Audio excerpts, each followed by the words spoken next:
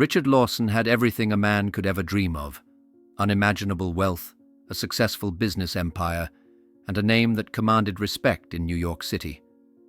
Yet none of it mattered. For 23 long years, he had carried a void so deep that no amount of money, prestige, or power could fill it.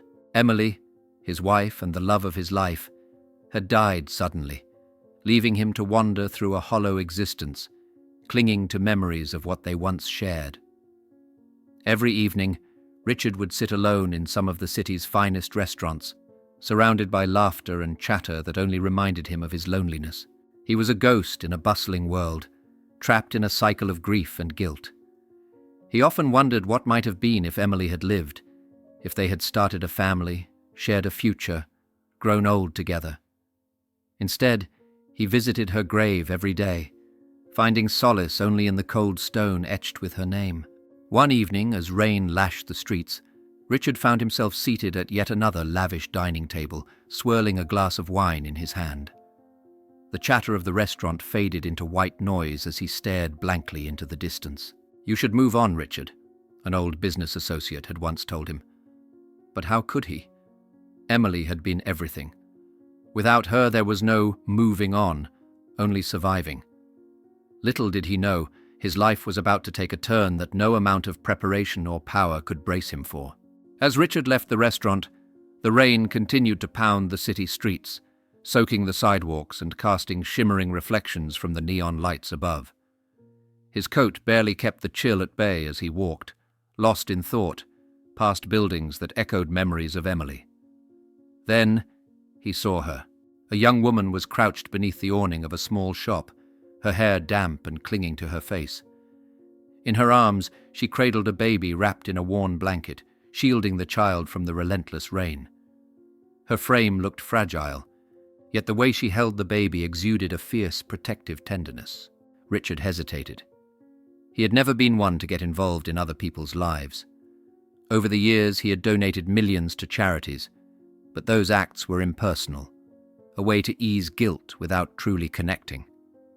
This was different. Something about this woman stirred a long, dormant emotion deep inside him. He took a step closer. "Are you all right?" he asked, his voice low and unsure. The woman looked up, startled. Her wide, tear-filled eyes locked onto his, and for a moment, neither of them spoke. Then she nodded hesitantly. "I'm fine," she murmured, though her trembling hands and the baby's faint cries betrayed her words. "You don't look fine," Richard replied. He reached into his pocket and pulled out a wad of cash, $350 he had withdrawn earlier. Without a second thought, he held it out to her. "Take this. Get something to eat for you and the baby." The woman stared at the money as if it were a lifeline. I don't know how to thank you," she whispered, her voice shaking. "You don't have to," Richard said curtly. "Just take care of the child."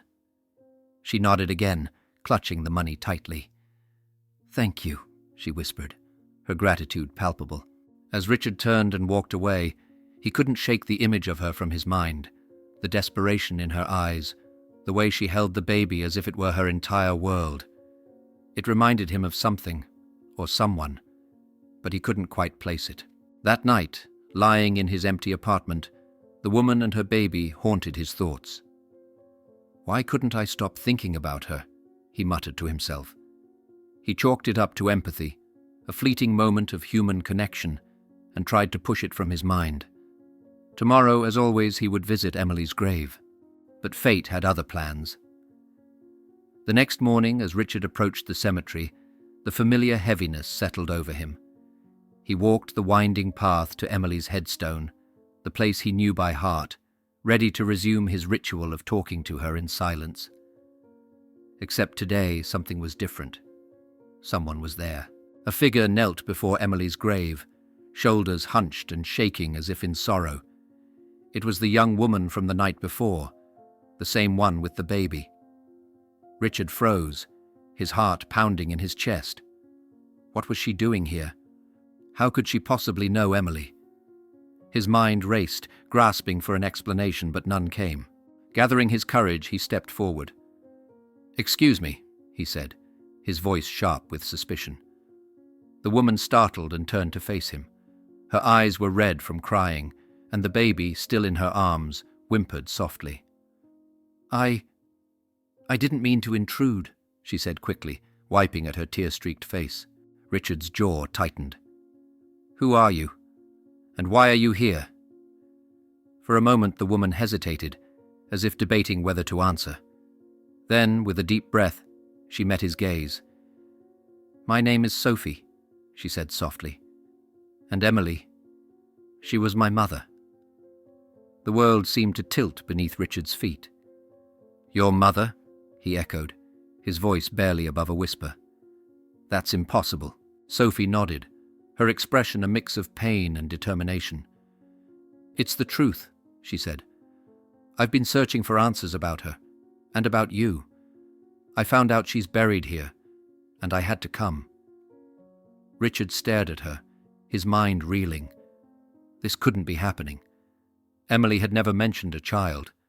It didn't make sense. "You're lying," he said, his voice trembling with a mix of anger and disbelief. "Emily never had a child.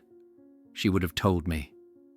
"I'm not lying," Sophie insisted, her voice firm despite the tears streaming down her face. "I'm her daughter, and whether you believe me or not, I think you deserve to know the truth." Richard took a step back, his head spinning.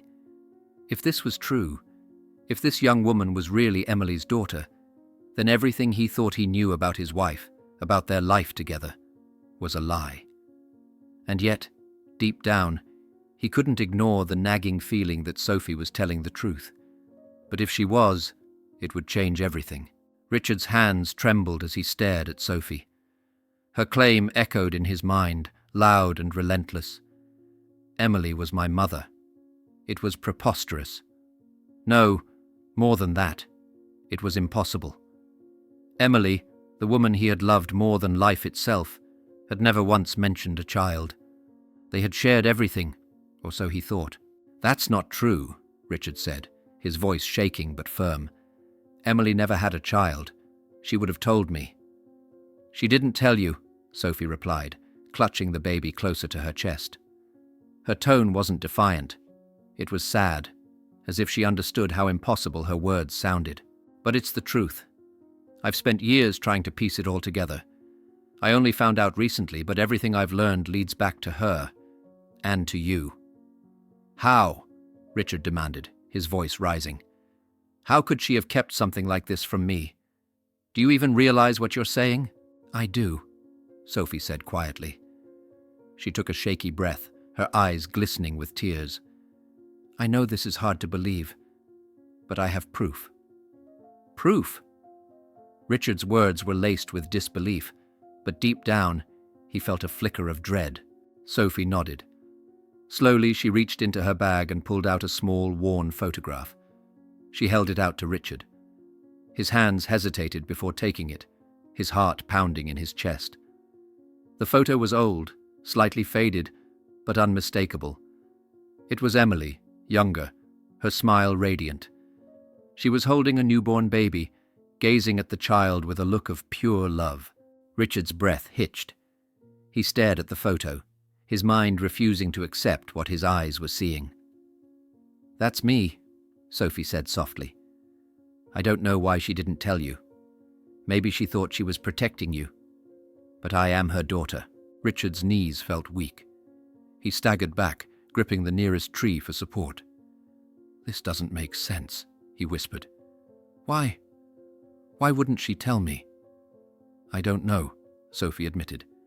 "But I've been trying to find answers. And when I found out where she was buried, I had to come. I thought maybe you could tell me something. Anything."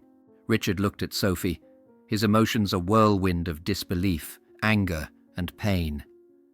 I can't do this right now," he muttered. He turned abruptly and began walking away, leaving Sophie standing alone at the grave. "Wait!" she called after him, her voice breaking. "Please, I didn't mean to upset you." But Richard didn't stop. He couldn't. That evening, Richard sat in his dimly lit apartment, the photograph clenched in his hand. He couldn't stop staring at Emily's face, the woman he thought he had known so completely. Had she truly hidden something this monumental from him? The betrayal cut deep, but beneath the anger was an ache, an unbearable longing for the truth. Desperate for answers, Richard opened the drawer of his desk, pulling out a small leather-bound journal. It was Emily's. She had kept it during the last year of her life, and though Richard had found it after her death, he had never had the courage to read it. Tonight, he had no choice. His hands shook as he flipped through the pages, skimming entries that detailed their everyday life.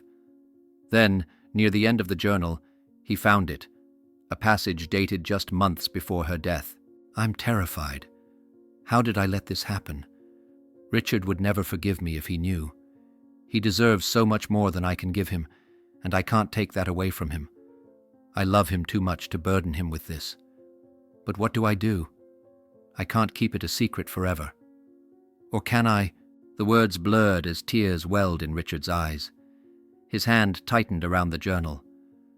"She was scared," he murmured aloud, the realization hitting him like a blow. "She thought she was protecting me. But why? Why would she think he wouldn't want to know about their child? Hadn't they always made decisions together? Hadn't their love been built on trust?" Anger bubbled up, but it was directed as much at himself as at Emily. Had he failed her in some way? Had he been so consumed by his business, his ambitions, that she believed he wouldn't want to be a father? The next morning, Richard returned to the cemetery. Sophie was there, sitting on a bench not far from Emily's grave, the baby asleep in her arms. She looked up as he approached, her face guarded but hopeful. "I read her journal," Richard said without preamble, his voice raw with emotion. Sophie straightened, her expression shifting. "And?" She was scared," Richard admitted, sitting down beside her. "She thought she was protecting me by not telling me, but I still don't understand why." "I think she loved you," Sophie said softly. "But sometimes love makes people do things they think are right, even if they're not. Maybe she thought she was sparing you pain." Richard let out a bitter laugh. "Pain? I've been in pain for 23 years, Sophie. If she had told me, maybe things would have been different. Maybe—" He trailed off, unable to finish the thought. "I'm sorry," Sophie whispered, her voice trembling. "I didn't come here to hurt you. I wanted to know where I came from, to understand her, and to understand you." Richard looked at her, his gaze softening despite the storm of emotions inside him. "You're her daughter," he said finally, the words strange yet undeniable. "Which means you're my daughter." Sophie's breath caught, and for a moment neither of them spoke. The truth hung heavy between them, impossible to ignore.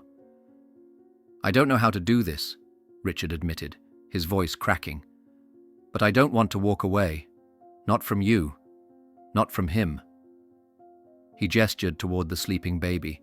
Sophie's eyes filled with tears, but she nodded. "We'll figure it out," she said quietly. "One step at a time."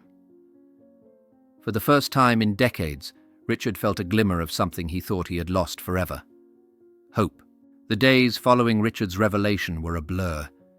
Sophie had left him with more questions than answers, and though he had declared his willingness to figure things out, the weight of Emily's secret was suffocating.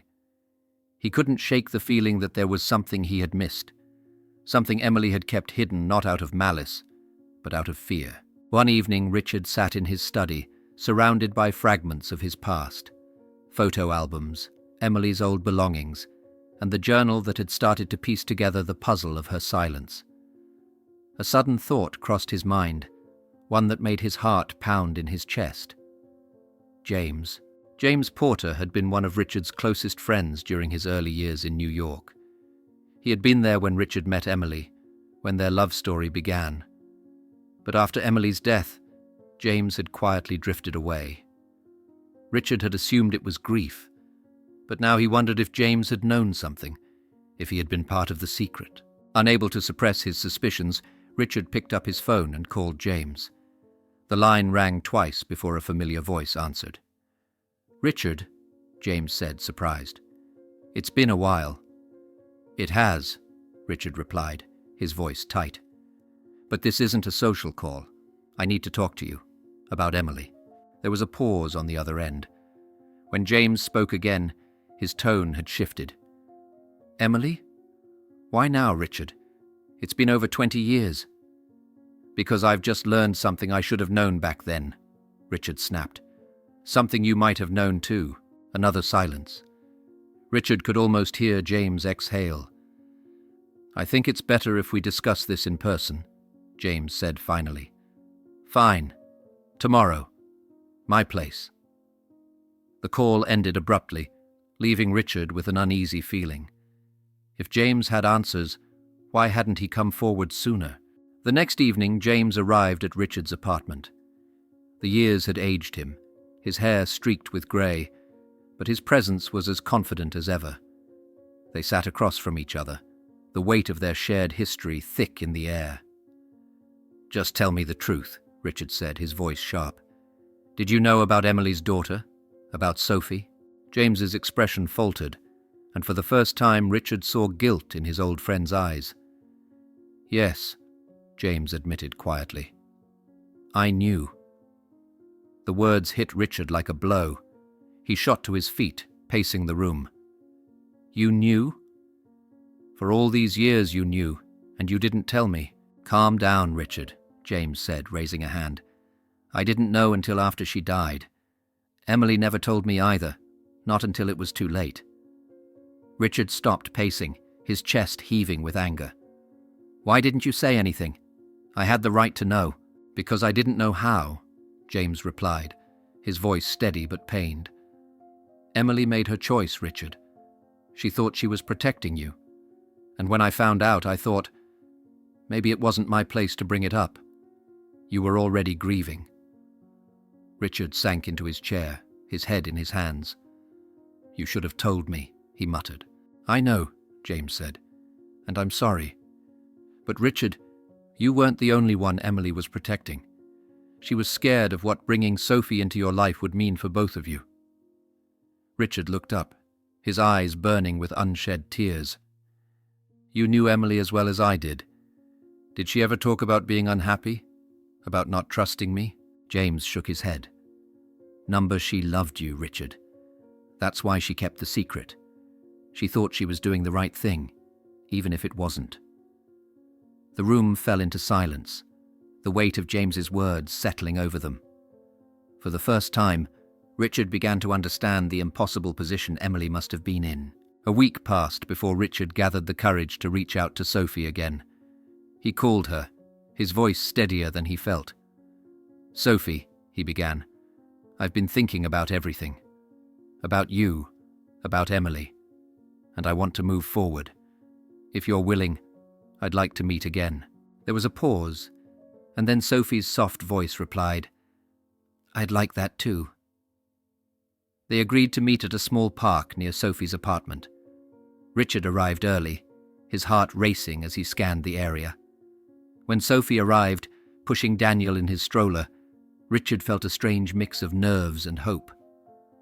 Thanks for coming, Sophie said, sitting beside him on a bench. Thank you for giving me the chance, Richard replied. His eyes drifted to Daniel, who was babbling happily in the stroller. He's beautiful, Richard said, his voice thick. Sophie smiled. He's my world, Richard nodded, taking a deep breath. I want to be part of that world, yours and his. I know I can't change the past, but I want to try. Sophie studied him for a moment, her expression unreadable. Finally, she said, I want that too. But this isn't going to be easy, Richard. There's a lot we both have to process. I know, Richard said, and I'm ready, whatever it takes. For the first time, Sophie's face softened completely. Then let's take it one step at a time. Their conversation turned lighter, filled with stories about Daniel and Sophie's life. Richard found himself laughing for the first time in years, a genuine smile breaking through his usual stoicism. As the sun began to set, Sophie looked at Richard, her voice filled with a quiet determination. You should know, I didn't come here looking for anything. Money, help, or answers. I just wanted to understand where I came from. But now, I think we have a chance to build something. For Daniel, Richard's chest tightened. For all of us, he said. As they left the park together, the weight of the past still lingered. But there was something else now. Something new. Hope. For the first time in over 2 decades, Richard felt as if he had a reason to look forward, not back. The bond between Richard and Sophie grew slowly, like a fragile plant nurtured with care. But just as they began to settle into this new chapter, Sophie stumbled upon something unexpected, something that threatened to unravel the progress they had made. One afternoon, Sophie called Richard, her voice hesitant. "I found something," she said. "Something in my mother's things. I think you need to see it." Richard's chest tightened. Every time Sophie mentioned Emily, it felt like another piece of his life was being excavated, revealing truths he wasn't sure he was ready to face. "Bring it to my apartment," he said after a pause. "We'll go through it together." An hour later, Sophie arrived, carrying a small box. She set it on the coffee table and opened it with deliberate care. Inside was a collection of papers, photos, and keepsakes that had once belonged to Emily. Sophie pulled out a letter, its edges frayed and yellowed with time. "This," she said, handing it to Richard, "is what I wanted you to see." Richard unfolded the letter, his hands trembling slightly. The handwriting was unmistakably Emily's. "Richard, I don't know if you'll ever read this, but I need to write it down. I've made mistakes, choices I thought were right at the time, but now feel impossible to justify. I've kept something from you, not because I wanted to hurt you, but because I didn't know how to tell you. Sophie is my daughter, our daughter. I wanted to tell you so many times, but I was afraid. Afraid you wouldn't want this life. Afraid it would ruin what we had. I thought I was protecting you, but now I see that I might have been protecting myself too. If you're reading this, please know that I loved you, and I'm sorry for everything I didn't say." Richard's breath caught in his throat.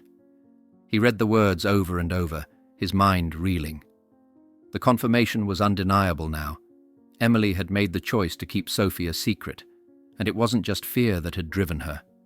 It was guilt. "I don't understand," Richard muttered, his voice shaking. "She knew I loved her. Why didn't she trust me with this?" Sophie's expression was somber. "Maybe she thought she was doing the right thing," she said softly. "But I think she underestimated you. She underestimated how much you cared." Richard looked up at Sophie, his eyes glistening. "I would have been there for her, for you. I would have done anything to protect my family." "I believe you," Sophie replied.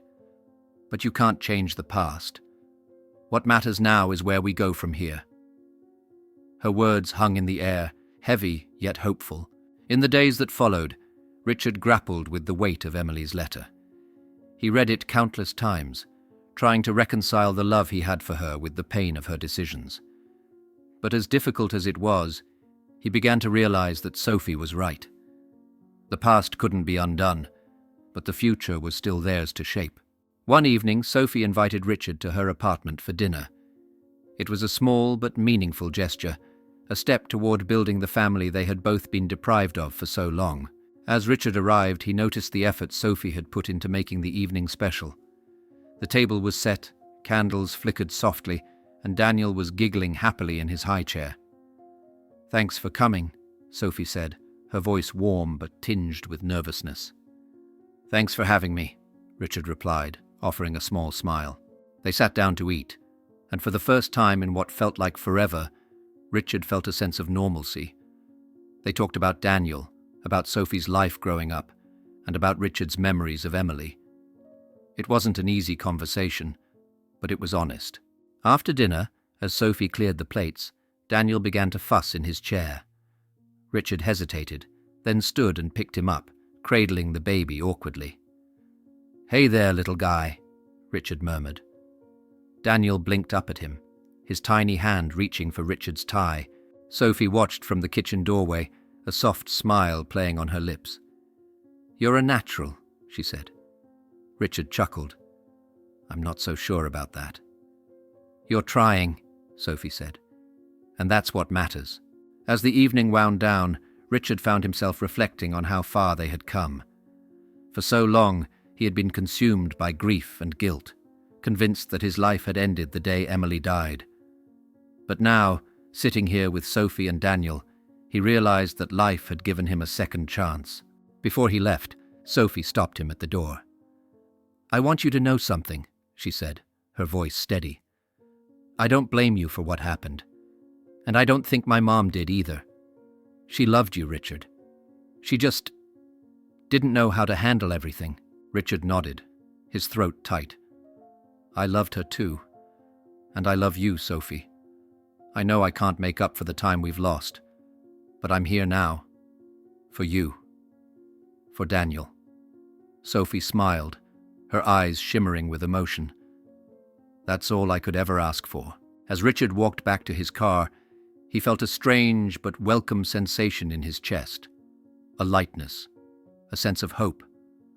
For the first time in decades, he wasn't looking backward. He was looking forward. And he knew, without a doubt, that Emily would have wanted it this way. This wasn't just an ending. It was a new beginning. Weeks turned into months, and Richard found himself more deeply intertwined in Sophie and Daniel's lives. It wasn't perfect. There were moments of awkwardness, even tension, as they adjusted to their new reality. But with every shared meal, every trip to the park, and every quiet conversation, they built something real, a family. One crisp morning, Richard found himself at Emily's grave again, this time not alone. Sophie stood beside him, holding Daniel in her arms. They were silent for a while, the weight of the past palpable in the cool air. I think she'd be happy, Sophie said softly, breaking the silence. Richard nodded, his gaze fixed on the headstone. I hope so. I've spent so long wondering if I failed her. But now I see. She gave me a gift, even if it took me years to realize it. Sophie placed a hand on his arm. She loved you, Richard. And now, we have a chance to love each other. That's what matters. Richard turned to her, a rare, genuine smile on his face. Thank you for finding me, for giving me the chance to be part of this. As they walked away from the grave, Daniel let out a delighted giggle, and Richard couldn't help but laugh. For the first time in decades, he felt whole. If this story touched your heart, don't forget to like this video, share it with someone who loves a heartfelt story, and subscribe to our channel for more tales that inspire and move you. Thank you for watching, and we wish you a wonderful day filled with joy, hope, and unexpected blessings. See you in the next story.